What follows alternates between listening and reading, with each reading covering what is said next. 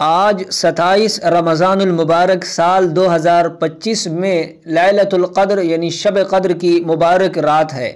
یہ رات بہت بڑی فضیلت اور عظمت والی رات ہے۔ اللہ رب العزت نے اس رات کے بارے میں قرآن پاک میں ارشاد فرمایا، خیر من الف شہر، یہ ایک رات 1000 مہینوں سے افضل ہے۔ تو اکثر میرے بہن اور بھائی یہ سوال پوچھتے ہیں کہ اس رات میں کون سی عبادت کی جائے، کون سے نوافل پڑھے جائیں، کون سی ایسی دعائیں مانگی جائیں، کون سے وظائف کیے جائیں اور کون سے ذکر اذکار تسبیحات کی جائیں کہ جن کی وجہ سے بندہ اس رات کی فضیلت کو پا سکے، بندہ اس رات کی سعادت حاصل کر سکے، اس رات کی فضیلت کو حاصل کرنے والا خوش نصیب بن سکے۔ تو سامعین کرام، آج اس ویڈیو میں آپ کو بتاؤں گا کہ اس رات میں کون سی عبادت کرنی چاہیے، کتنے نوافل پڑھنے چاہیے اور کون سے ذکر اذکار وظائف کرنے چاہیے، کیونکہ بہت بڑی فضیلت والی رات ہے۔ اس رات کو مس نہیں کرنا، بلکہ اس رات میں پوری رات جاگ کر اللہ کی عبادت کرنی ہے،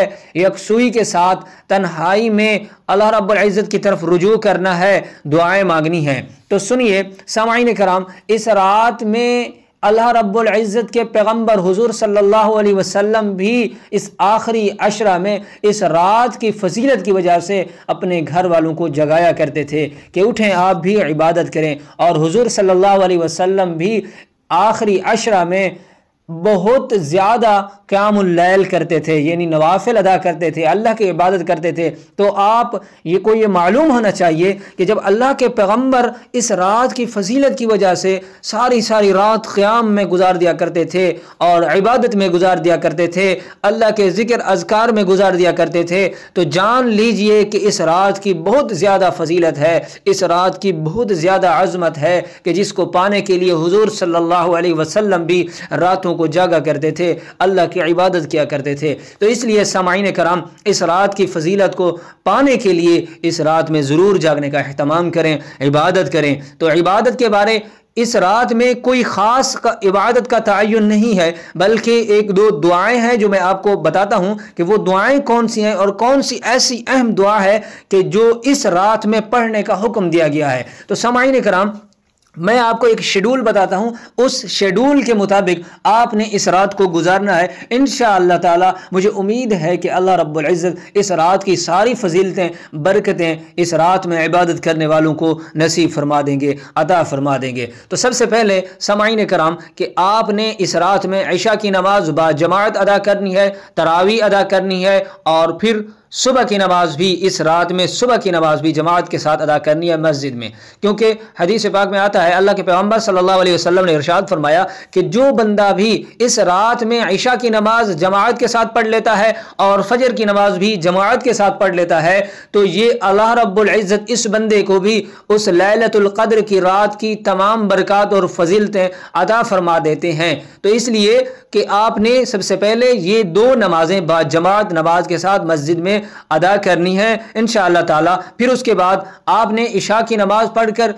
تراویح پڑھ کر آپ نے گھر آ جانا ہے۔ سب سے پہلے تلاش یہ کریں کہ ایسی تنہائی کی جگہ ہو جہاں آپ کو کوئی ڈسٹرب نہ کرے، آپ اکیلے میں اللہ کے حضور گڑ گڑائیں، دعا مانگیں، عاجزی اور انکساری کے ساتھ اللہ سے مغفرت طلب کریں۔ تو اس لیے اس کے لیے سب سے پہلے آپ نے تنہائی والی جگہ ڈھونڈنی ہے، تاکہ اس میں آپ کی توجہ اور یکسوئی اللہ کی ذات کی طرف ہونی چاہیے، اس کے علاوہ کسی کی طرف نہ ہو، تاکہ آپ عبادت میں لذت محسوس کر سکیں، اللہ کی طرف ایسا رجوع کریں کہ دنیا سے غافل ہو جائیں، دنیا سے کٹ جائیں اور اللہ کی طرف جڑ جائیں۔ تو اس لیے آپ نے سب سے پہلے ایسی جگہ تلاش کرنی ہے کہ جہاں آپ کو کوئی ڈسٹرب نہ کرے، آپ توبہ استغفار کریں اور وہاں عبادت کر سکیں۔ تو جب آپ نے جگہ بنا لی، آپ وہاں بیٹھیں قبلہ رخ ہو کر، اور سب سے پہلے تو آپ نے